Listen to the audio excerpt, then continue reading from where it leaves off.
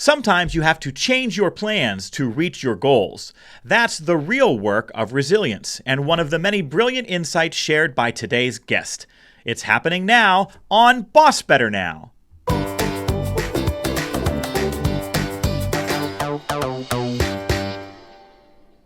You're listening to BossBetter Now.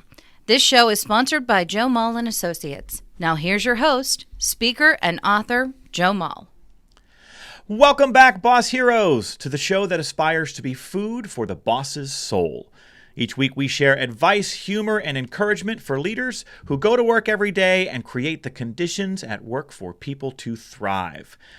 And hey, we know that's not always easy. We know that most days are a blur of putting out fires and too many emails or meetings and some team drama or boss drama or customer drama. And you have to navigate it all. And we're here to help you with that. And this week, I'm excited for the conversation that I'm about to have with my guest, Courtney Clark. Courtney helps organizations adapt to change and crisis when the stakes are high. She's a speaker, an author, a consultant, a cancer survivor, a former Girl Scout, and a dog person. So good human alert. She's the author of the new book, ReVisionary Thinking, When You Have to Change Your Plans to Reach Your Goals. Please welcome to the show, Courtney Clark. Hey, how are you, my friend? Good. Thanks for having me. My pleasure. I had to drop that little applause sound effect in for you because I know as a speaker, right, that's what we love. We love it when people clap for what we do, right? It feels good.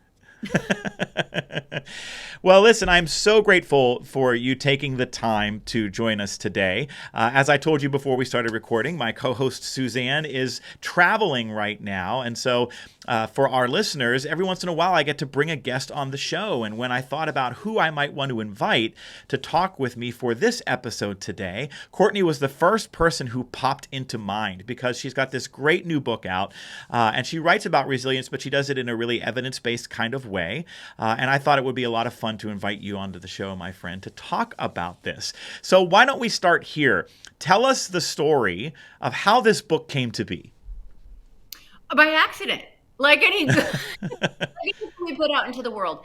I had this whole series of challenges starting at age 26. I was diagnosed with cancer for the first time. I've since had cancer 4 times because of the cancer. They found the brain aneurysm. I knew I couldn't have children the typical way, so we adopted a teenager.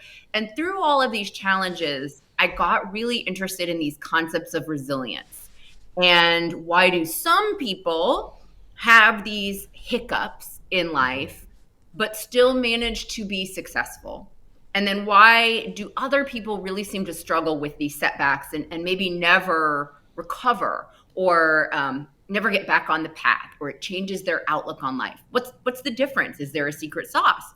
And so I have been researching, interviewing, and I had a research team to talk about what are these special moments? What are the inflection points where we can either become resilient or not?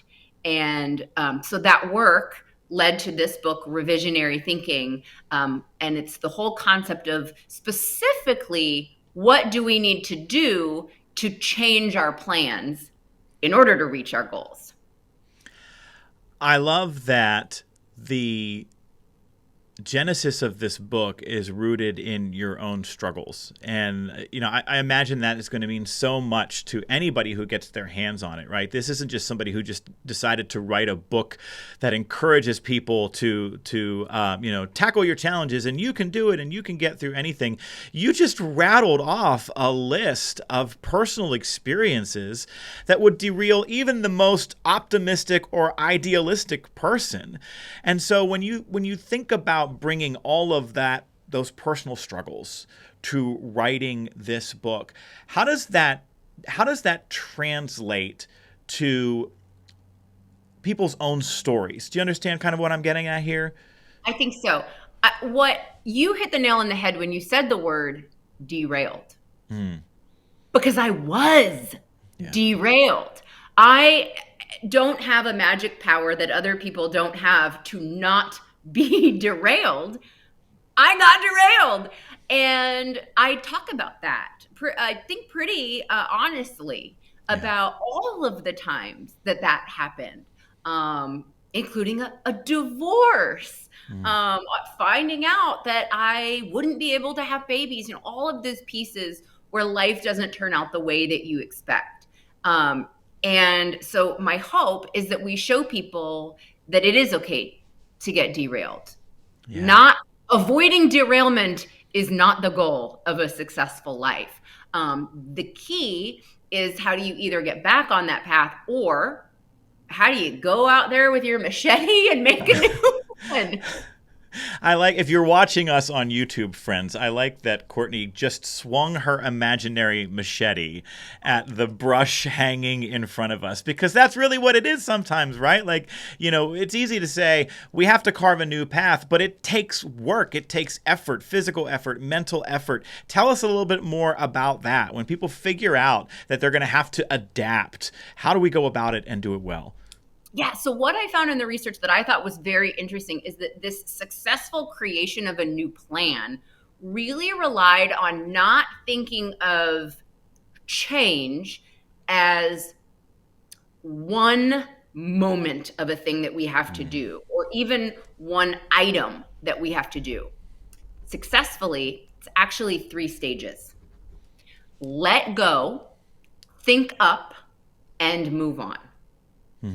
And you can't skip a stage. Most people really want to skip that middle stage, think up.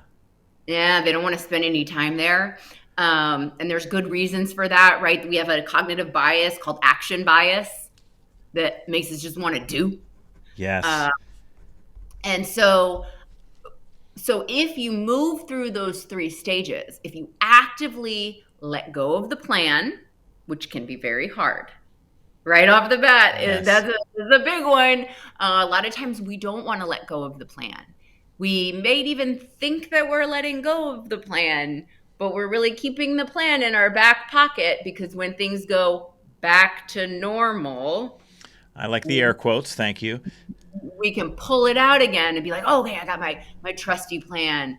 And so in my research found different types of people struggle with letting go of the plan. If personality types, age actually can make a difference in which one of the stages you might struggle with more.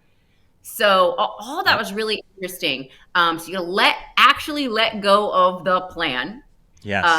And then you got to spend some time doing what researchers call idea generation or option generation to come up with a new plan.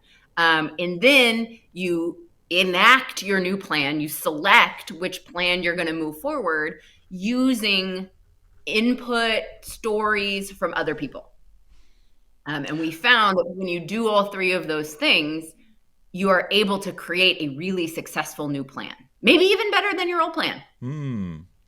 I'm so grateful that you acknowledge that, like, different personality types are going to have different types of struggle with this. So if you've used any of the 4 quadrant different types of research-based assessments, anything from DISC to Myers-Briggs, right? We know there are some people who are the naturally occurring differences in some innate preferences they have in their personality will make it easier or harder for them to let go of the plan. For example, like, I tend to be a little more stick to the plan. Like, we had a meeting, we made a plan. There's the plan. It's right in front of us. We made the notes. This is the plan. And why are we moving away from the plan right away? But you're so right that if we can look in the mirror a little bit and recognize that maybe we are hardwired to hold on to a plan for a little bit longer than we actually should, doesn't that in and of itself make us more adaptable? Yes, it 100% does. And I don't want to tell you this, Joe, but the older you get, the more you're going to want to cling to the plan, according to my research. Yeah. That's what we found. There's an age correlation, and it makes sense when you think about it, because the longer you've been in your line of work, yeah, the more, hey, you might have been the one to create the plan. Yeah. Or sticking to the plan may have made you successful. It may have gotten you where you are. So of course, that plan feels very valuable to you, more so than it might someone who is newer in their career. Right. But what we discovered is that when you can help shift somebody's thinking, so that they're no longer, I always go back to the phrase, go with your gut. Right? We know that phrase about how we make decisions. We go with our gut. And that is a good thing. Your gut is very helpful when you're solving problems that you've solved before. Aha. When you're in environments you've been in before, facing challenges you faced before, your gut is a wonderful resource. So I'm not telling you don't go with your gut, but when you're in a changing environment, like, I don't know, coming off 3 years of a global pandemic, or the supply chain is bonkers, or it's very difficult to hire right now. When you're in an environment that is unusual for you, your gut hadn't been here before.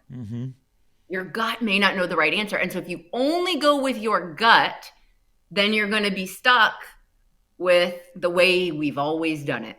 Yep. I love what jumps off the page for me in the book is that you say right out of the gate that success isn't determined by how good our plan is or was, but rather by how willing we are to design a new one when we need to. How do we know that it's time to redesign the plan? Well, you may be getting a lot of flags about that, right? Because you may be hearing it from other people that it's time to design the plan. You may be having metrics that are showing you that it's not working. You may have trouble hiring or retaining employees. Something's not working, right? So when there's a friction point in the way that you've been doing it, and it's worked for 20 years and it's not working now, great time to reevaluate. That's the perfect opportunity to reevaluate. Or if things are going okay, but you're hearing rumblings, or you know that your competitors are making some changes and you don't want to be on the back end of whatever transformation's going on in your industry, let's start to pay attention to what a new plan could be. Right.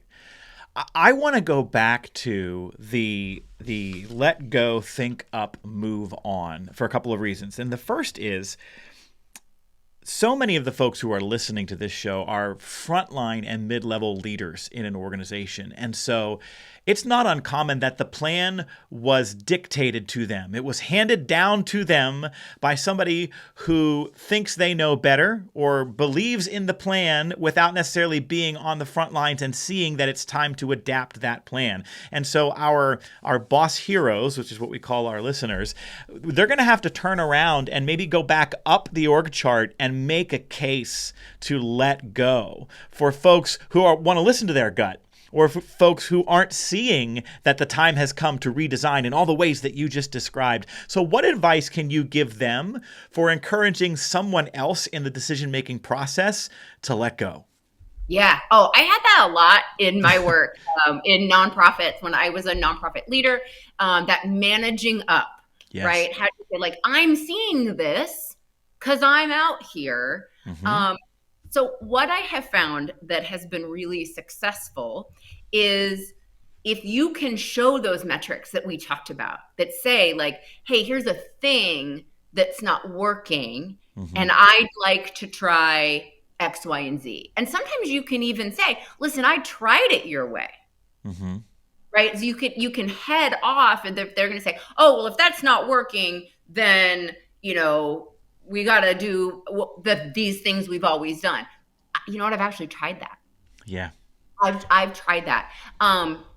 Where I think that the 3 steps of revisionary thinking, what I'm calling these 3 stages, it works no matter where you are on the org chart. Even an individual contributor can think up new ways to navigate a tricky situation. That is an activity that can be done by yourself.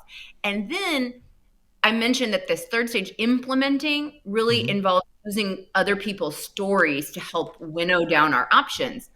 But as an individual contributor, you could still gather stories from other people to help you take that up the ladder and say, I've talked to this person, I've talked to this, I've done my research, I've interviewed some people.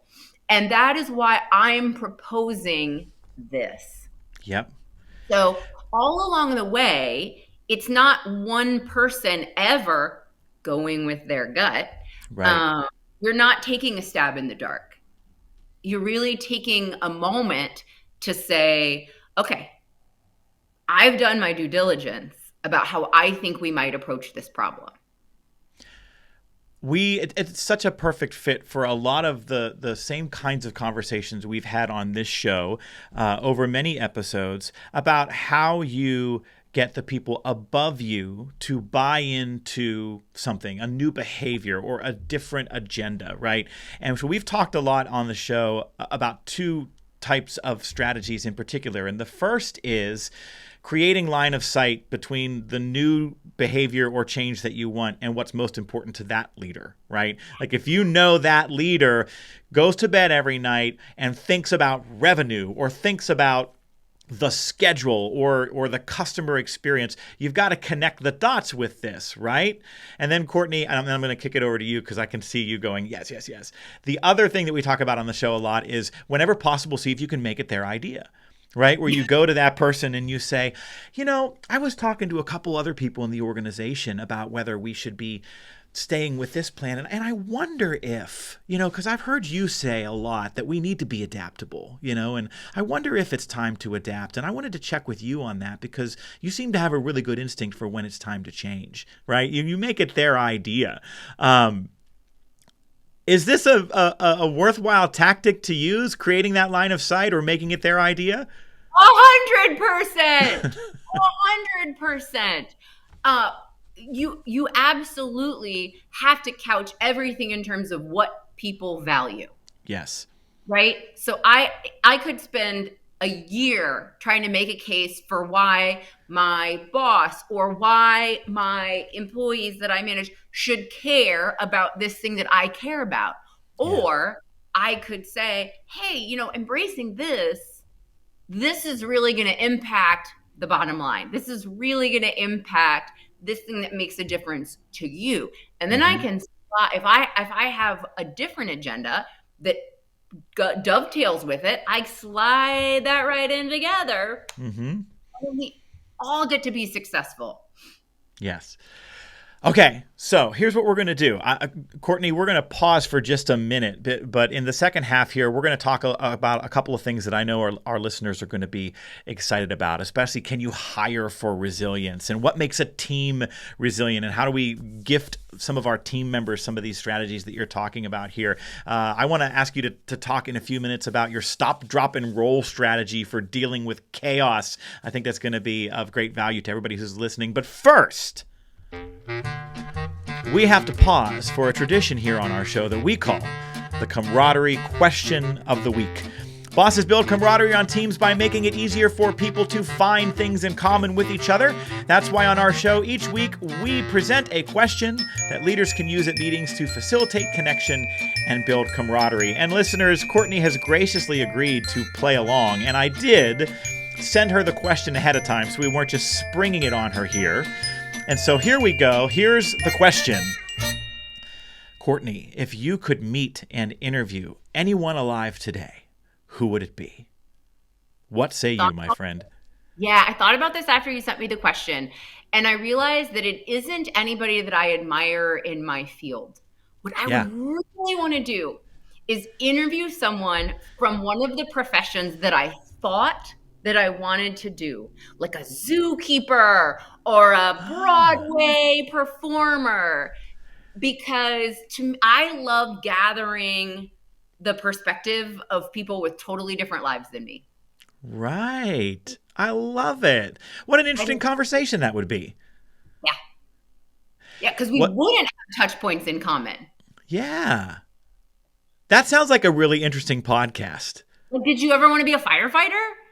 I think every kid at some point wanted to be a firefighter, right?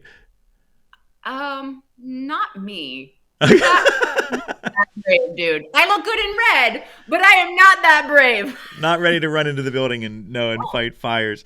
No. I think that your point about gathering the perspectives and the experiences of people who went on a different journey than yours could be really compelling. I think that's one of the reasons that we give these questions out every week. I think that's one of the reasons why this question could be really captivating at a team meeting or even just in one-on-ones with direct reports, where we ask folks like, hey, if you could like sit down and talk to anybody in the world alive today, who would it be and why? Why did you pick that person? I think you could get some really interesting answers. You could. And then now you have another question to ask, which is, what are all the jobs you thought you would have growing up in your life? That's right. That you didn't pursue? Listen, Courtney is bringing the value this week. She just gave us like a double bonus camaraderie question of the week. Well, one of the things that we're notorious for doing here on our show, when we do a camaraderie question of the week, I am very guilty of this. My co-host Suzanne is very guilty of this, is we will often have two answers. Right. So we will often double dip. And so I'm going to double dip right now with my answer to this question. My first answer was Barack Obama.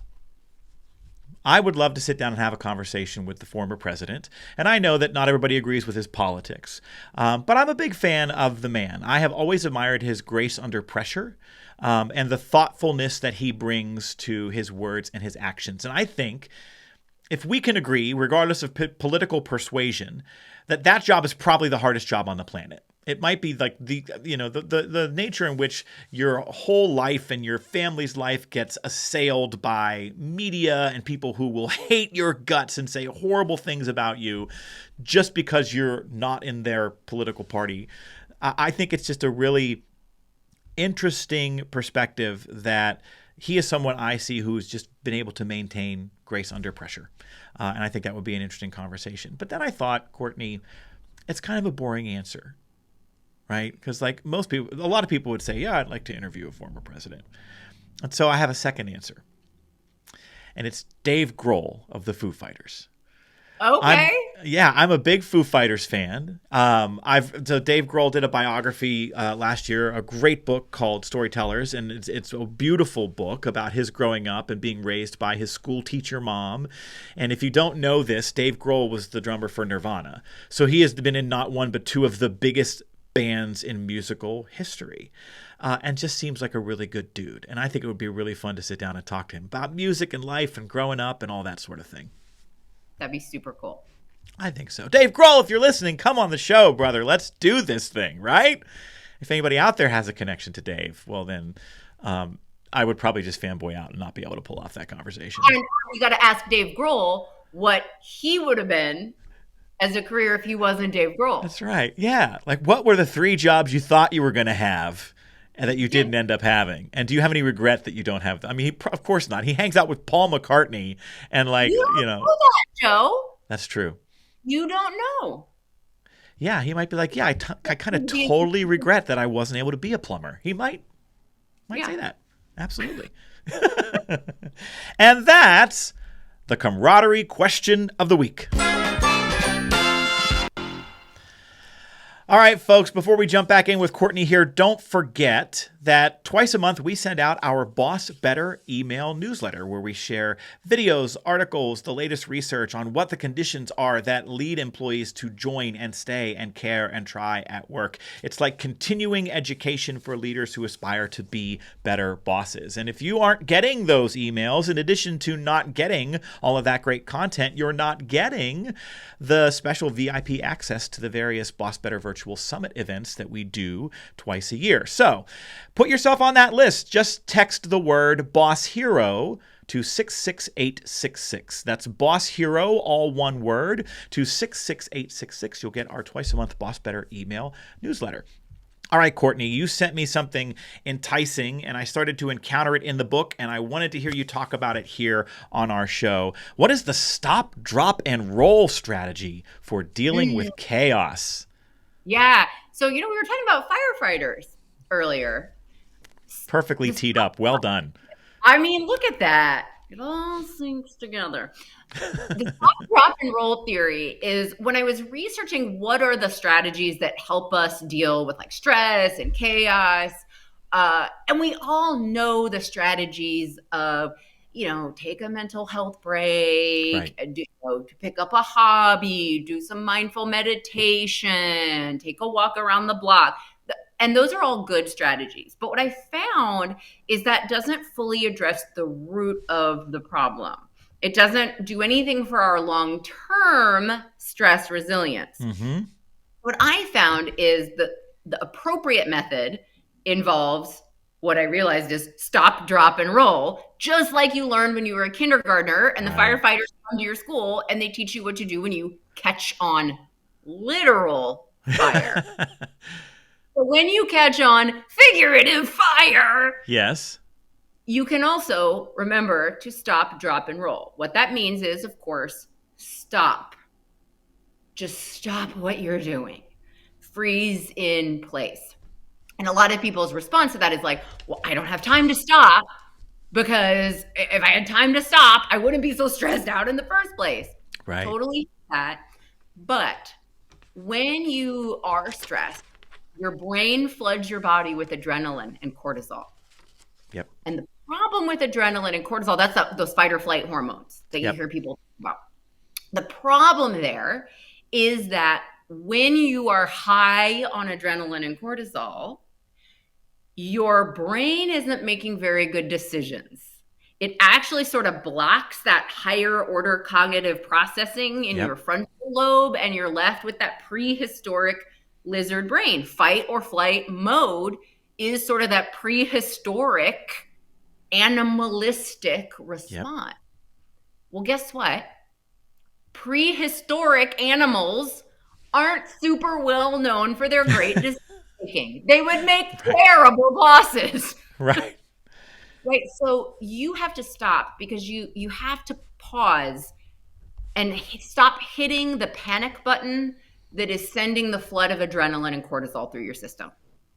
Yes. And then the drop moment happens because guess what? Adrenaline and cortisol doesn't just evaporate the minute you stop hitting the panic button.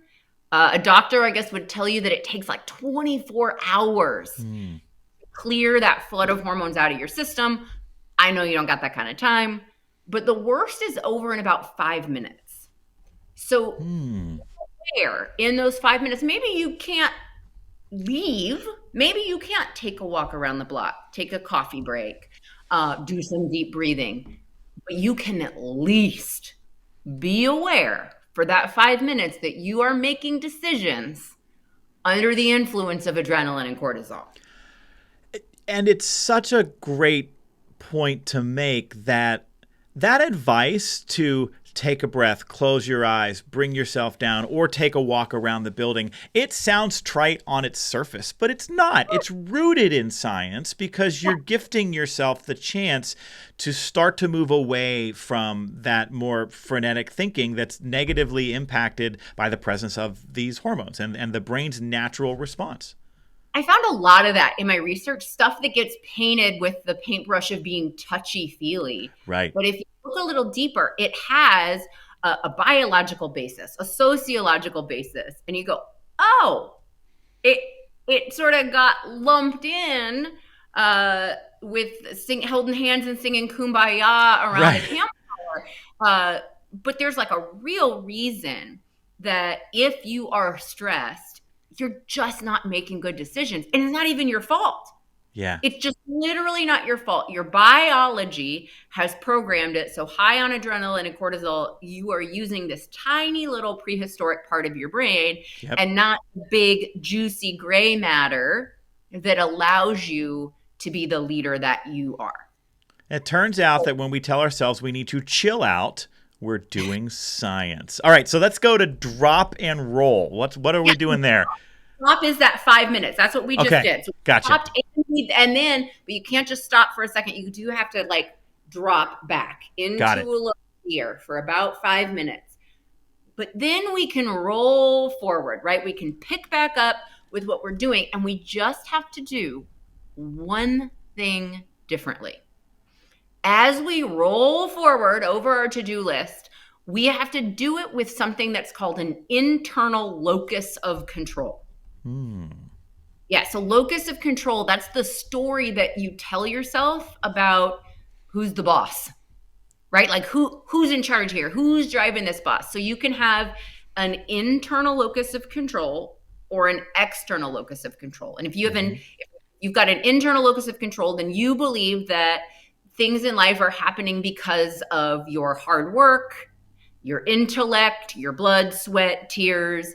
If you have an external locus of control, then you might be telling yourself that things that happen to you in life are because of luck, fate, your mom, your boss, Mercury rising into Venus, right? I always say, like, if you've parented a teenager, which I have, teenagers can be classic external locus of control. It's not my fault. Mm-hmm. My teacher gave me that grade. Mm-hmm. Right? No recognition that you may have earned that grade. And that's so that external locus of control, studies have shown that two people can have the exact same to-do list, and the person with the internal locus of control will get more done and be less stressed. Jackpot! Wow. Yeah.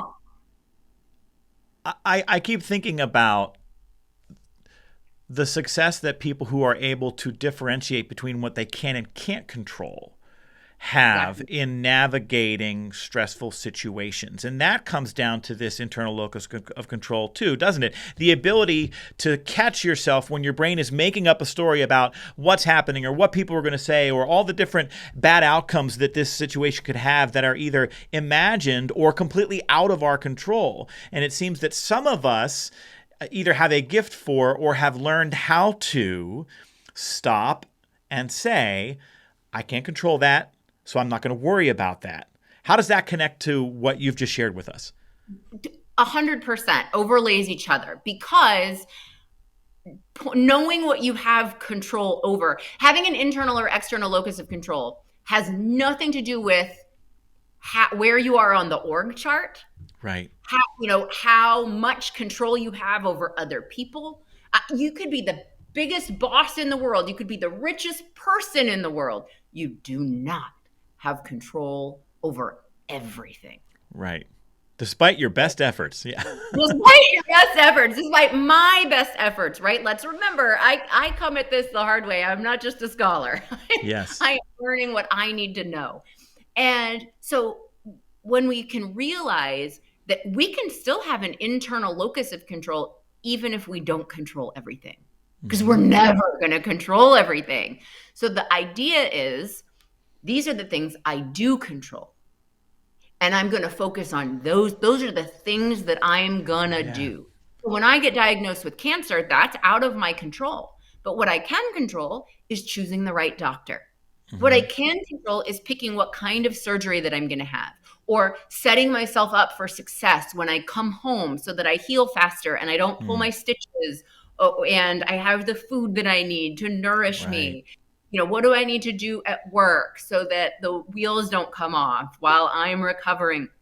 Those are all things that are in my control. Yes. And if I think that the one big thing is out of my control, and so I just throw my hands up and go, oh my gosh, I don't deserve this. Why do these things always happen to me? Yep. Only focus on that. Boy, I sure am going to be in a really dark place. Yeah. Yep. All right, I want to talk about teams before we have to let you go here, because you've given us some wonderful insights and gifts, even just for some of the self-talk that we need to move ourselves through when we're facing any number of difficulties. But let's talk about our teams at work, Courtney. Can you hire for resilience? Is some of what you're talking about innate, or can it be taught? And if so, should we be teaching this to our teams? Ooh, I think that we can teach it.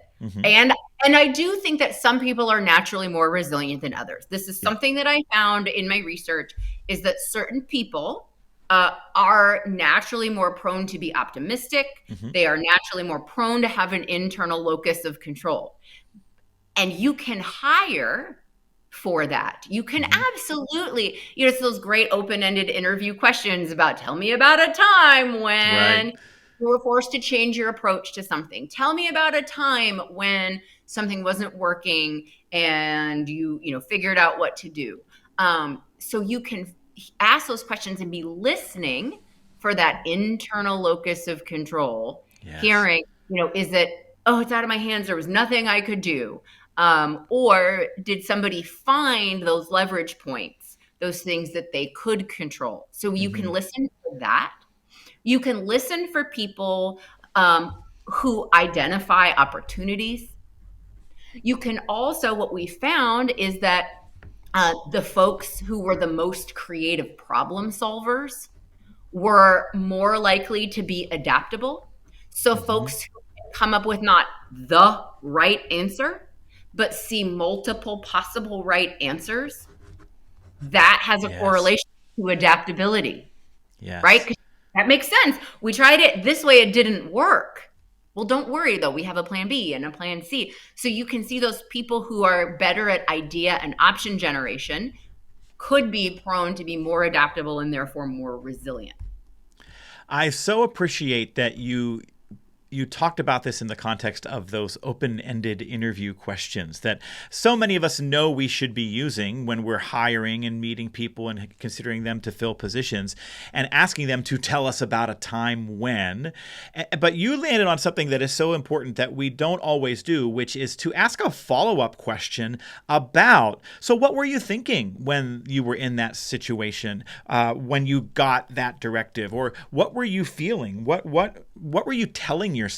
And then being able to tune into some of that self-talk, some of those reactions to key in on whether or not they are bringing some of this hard wiring with them, or whether you're going to have some work to do as a leader to build this out for them.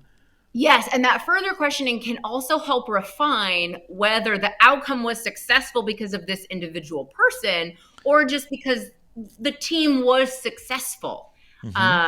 And so that's really what you'd want to distill. Yes. If you're interviewing someone, not, was the outcome great? That's important. But like you say, what was their self-talk? What was their contribution to that? And they didn't even have to be the biggest contributor, but you want to know what was going on in their mind when that was happening. It's, were they panicked and heels dug in, or were they trying to get in front of the train and be like, okay, we could do this. Well, what about this? Yes. Yes. All right. I want to make sure I ask you about this before we run out of time. We have so many folks listening to this who have been in high stress situations now, as you alluded to earlier, for coming up on years. And let's name the elephant in the room, which is that there are a lot of people who do not want to hear about resilience anymore, right? I'm on a team. I do not want my company or my boss to give us another program on resilience or ask us to be resilient, right? We're underpaid, we're overworked, we're burned out.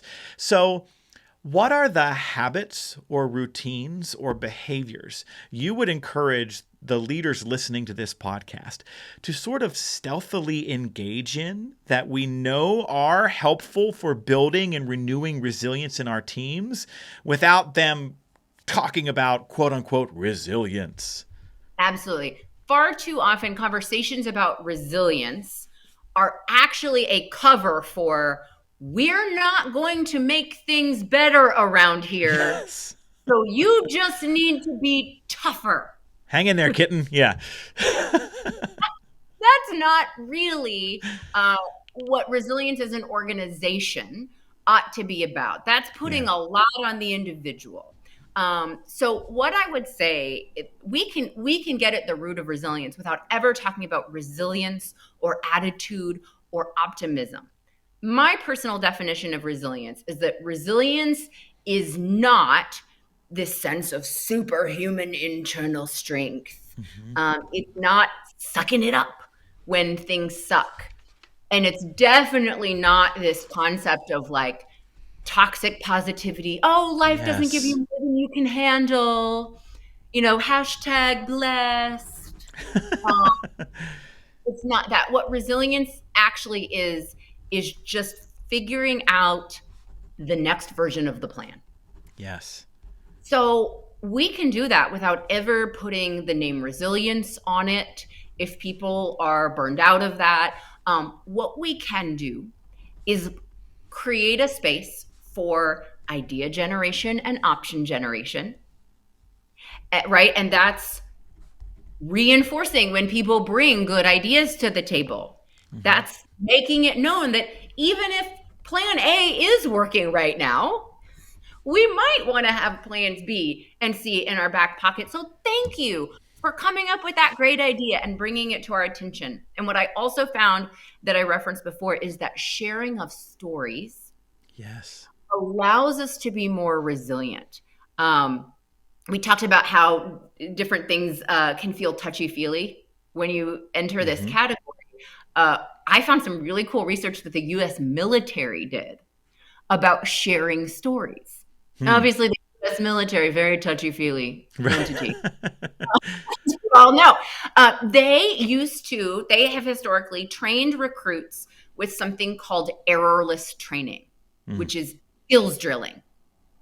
But they experimented with something that they called error exposure training, which is exposing their recruits to the stories of other people. I was here, and then the enemy was here, and these were the supplies that I had. This is what I had, or I had this HR issue, and this person was this, and and I made that was the wrong decision. I shouldn't have said that. I just said this instead, and And so what they found when they tested the recruits who were trained the old way with the recruits who were trained the new way, they put them in the simulations, and they found that the recruits trained by being exposed to the stories of other people, they made better decisions faster under pressure, because they could tap into things they'd never experienced themselves before, but they could be like, well, that reminds me of the story that general said. And so when we allow story sharing between other people, first of all, we're giving meaning to why we're all here, right? Not everybody is forward facing. Not everybody gets great client stories. So we share the good things, we share the bad things, and that actually helps people build their bank of, what should I do in this tough situation? What should I do when everything has changed around me? Oh yeah, somebody else I know has been in a situation similar to this. Well, and when we invite people to share the stories of their mistakes, of their lessons learned, it's an essential ingredient in creating psychological safety. And so we as leaders are able to encourage not just ourselves to share our stories and other leaders to share them with each other, but team members to share their stories with each other, because then we benefit at all of those levels, right? Correct. That's the Pixar leaders. They do that when they bring interns in. They start sharing these stories of the mistakes that they made, because it's like, if your boss's boss's boss's boss's boss can say mea culpa, then you can too. So it's just tremendous to have that to tap into. And you don't ever have to call it resilience. You don't have to talk about positive attitude, because sometimes it is okay to be stressed out or be downtrodden or overworked. That's reality. And I love the model of the let's go, think up, move on. Did I get it right? Let go. Because it's really the shape of the coaching conversation that a leader has with an employee who is struggling. And, we can sit there and give feedback and say, well, you need to let go, and then you need to think up some new ideas, and then you need to move on. But really, we get farther when we engage in a coaching approach, which is to start by asking someone, hey, how are you going to know when it's time to change the plan? And have that conversation. And then the next coaching question is, okay, so what are your options? And then the next coaching question is, okay, what are your next steps then, right? And so you've really given us this wonderful shape of a coaching conversation that we as leaders can go and have in a very simple kind of way. Ask a question or two about let go, ask a question or two to help people think up, and then ask a question or two to help them move on. Yeah, it can absolutely be applied to individual folks who are struggling. It can apply to your group as a whole. It applies to yourself. Yep. And so that's, my hope is that it really helps people, because I believe we're at a time in so many industries for so many humans where the ground beneath our feet is not the same as it was just a few years ago. And it's so universally true in a way that it certainly hasn't been true. I haven't felt it to be true in my adulthood. We seem to all be experiencing it in some way right now. So I'm hopeful that this can be a tool to help us all be better humans and certainly be better leaders and bosses. Well, the book itself is a terrific tool, and all of the insights in it, that only a little bit of which you shared with us. So please tell folks, where can they get the book, and how can they follow you, learn more from you, connect with you if they're interested? Sure. So the book Revisionary Thinking is available in all your bookie buying places, Amazon, Noble, Target, all those good things. And you can follow me. I am on Facebook. I am on Instagram. I'm not great on social media. I can't lie. I mostly just share stories about eating French fries and hanging out with my dogs and doing volunteer work. But I'd love to have you come join me there. And if they want to touch base with you more about any of the training, speaking, or consulting that you do, what's the website, my friend? CourtneyClark.com, CLARK. Wonderful. Thank you so much for being here. I'm thrilled by everything that we uncovered in this conversation. I greatly appreciate it, and I'm sure our listeners did too.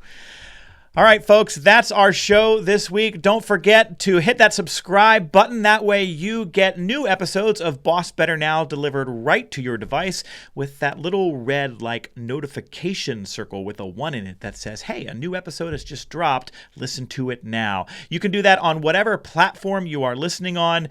Thanks so much for being with us this week, and thanks for all that you do to care for so many.